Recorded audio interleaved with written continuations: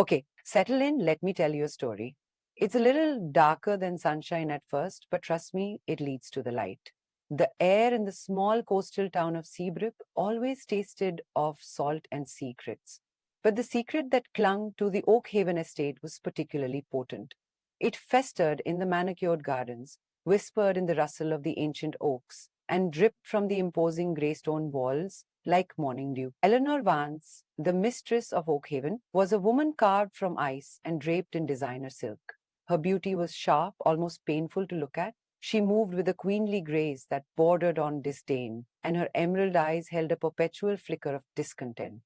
She was married to Arthur Vance, a man 20 years her senior, a self made shipping magnate whose fortune seemed as boundless as the ocean itself. But Arthur, for all his wealth, was a lonely man. He'd bought Eleanor, or so the town gossiped, but he'd never truly won her. He worshipped her from afar, showering her with jewels and travel, desperately trying to ignite a spark that simply wasn't there.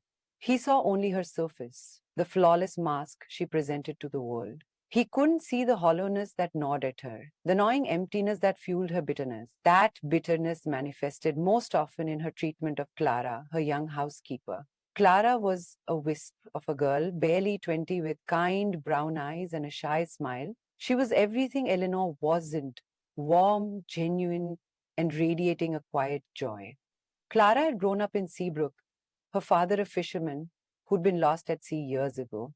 Oak Haven, in its intimidating grandeur, was a world away from her simple life. Eleanor found a perverse satisfaction in belittling Clara. She nitpicked at her work, found fault where there was none, and generally made her life a living hell. It started subtly, with a raised eyebrow and a cutting remark about the dusting, but it escalated. Eleanor would deliberately spill coffee on the pristine white tablecloth just to watch Clara scramble to clean it. She'd hide Clara's favorite cleaning supplies, leaving her searching frantically before Eleanor would reappear, a cruel smile playing on her lips, offering the missing item as if it were a great gift. This wasn't just about a bad boss. This was about Eleanor transferring her own deep-seated unhappiness, her own feelings of inadequacy, onto someone she perceived as vulnerable. It was about projecting her own perceived lack of worth onto a girl who possessed a quiet strength she envied. The reason for Eleanor's ire, the seed of jealousy that sprouted into full-blown cruelty, was simple. Arthur Vance was drawn to Clara's kindness. He saw in her a warmth and genuine connection that his wife, with all her beauty and sophistication, couldn't offer. He'd often pause to chat with Clara in the gardens, asking about her day, offering a kind word. These seemingly innocent interactions were like daggers to Eleanor's heart. One day, a new complication arose.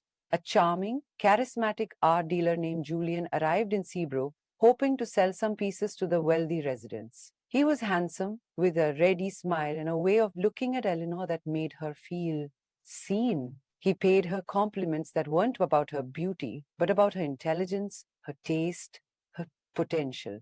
An affair blossomed quickly, fueled by Eleanor's desperate need for validation and Julian's calculated charm. He showered her with attention, whispers of love, and promises of a life where she wouldn't be trapped in a gilded cage. Arthur, oblivious, continued to shower her with gifts, unknowingly funding her rendezvous with Julian. Meanwhile, Clara, ever observant, noticed the subtle changes in Eleanor: the nervous energy, the secret phone calls, the hastily applied makeup. She pieced together the truth, a sinking feeling settling in her stomach. She knew that Arthur, despite his gruff exterior, was a good man, and she couldn't bear to see him hurt. But Clara also knew that exposing the affair would likely cost her her job. She needed to be careful. She started subtly dropping hints to Arthur, mentioning Julian's frequent visits, the late night calls, but Arthur, blinded by his devotion, brushed them off as mere business dealings. Julian, sensing that Clara might be a threat, began to subtly turn Eleanor against her. He whispered lies, suggesting that Clara was envious of her, that she was spreading rumors around town. Eleanor, already predisposed to disliking Clara, readily believed him. One stormy night, the tension reached a boiling point. Eleanor, fueled by Julian's manipulative words and her own pent-up rage, confronted Clara in the Oak Haven kitchen. "You think you're so innocent, don't you?" she hissed, her voice dripping with venom. "You think you're better than me? That Arthur actually cares about you?" Clara stood her ground, her eyes wide but steady. But I've never tried to take anything from you, Mrs. Vance. I only want what's best for Mr. Vance. Liar? Eleanor shrieked, grabbing a heavy glass vase from the counter. She lunged at Clara, but Clara, quick on her feet, dodged the blow. The vase shattered against the wall, sending shards of glass flying. The noise startled Arthur, who came rushing into the kitchen. He saw the broken vase, the fear in Clara's eyes, and the fury contorting Eleanor's face. For the first time, he saw his wife for who she truly was, a woman consumed by envy and bitterness. Eleanor, what is going on? He demanded, his voice laced with a cold anger Clara had never heard before. Eleanor, realizing she'd been caught, burst into tears. She was trying to seduce you, Arthur. She's been spreading lies about me. Arthur looked from Eleanor to Clara, his eyes searching for the truth. He saw the genuine concern in Clara's face, the unwavering honesty in her gaze. He saw the years of quiet kindness, the unwavering loyalty she had shown him. He saw the truth. That's enough, Eleanor, he said, his voice firm. I know about Julian. I know about the affair. The color drained from Eleanor's face. Julian had promised her he was discreet, but here was Arthur finally seeing the truth. That night, Eleanor left Oakhaven. Julian predictably vanished with her, access to Arthur's accounts revoked, leaving her alone to face the consequences of her actions. Arthur, heartbroken but resolute, filed for divorce. Clara, feeling responsible, offered to leave. But Arthur refused. You were the only one who was honest with me, he said, his voice thick with emotion. You are the only one I trust. The following months were a period of healing for Arthur. He spent more time in the gardens, tending to the roses, finding solace in the simple beauty of nature. He learned to appreciate the quiet moments, the small acts of kindness that had always been there, but he had been too blinded by his infatuation with Eleanor to see. And he saw Clara not as a servant, but as a friend, a compassionate soul, who had seen through the facade and offered him genuine support. They started talking, really talking, about their lives, their hopes, their dreams. He learned about her father, the fisherman lost at sea, and her quiet strength in the face of adversity. She learned about his humble beginnings, his ambition, and the loneliness that had always haunted him. One afternoon, while they were tending to the roses, Arthur turned to Clara, his eyes filled with a tenderness she had never seen before.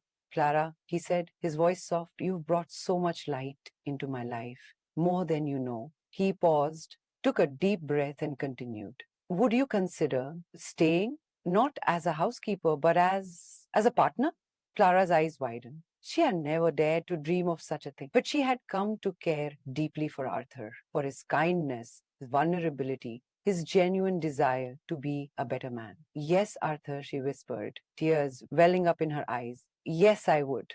The town of Seabrook gossiped, of course, but this time the whispers were different. They spoke of Arthur's newfound happiness, of Clara's quiet grace, of the transformation of Oakhaven from a cold, imposing estate to a warm. Arthur never forgot the lessons he had learned. He established a foundation in Clara's father's name, providing support to families of fishermen lost at sea. He used his wealth and influence to help the community, creating jobs and opportunities for the people of Seabrook. Oakhaven, once a symbol of wealth and unhappiness, became a beacon of hope. And Arthur and Clara, two unlikely souls, found solace and love in each other's arms, proving that even in the darkest of storms, the light of kindness and honesty can prevail. The salt air of Seabrook still carried secrets, but now it also carried the sweet scent of roses and the quiet joy of a love born from adversity. And that, my friends, is a secret worth sharing. The positive note is that in the end, honesty and kindness won over dishonesty.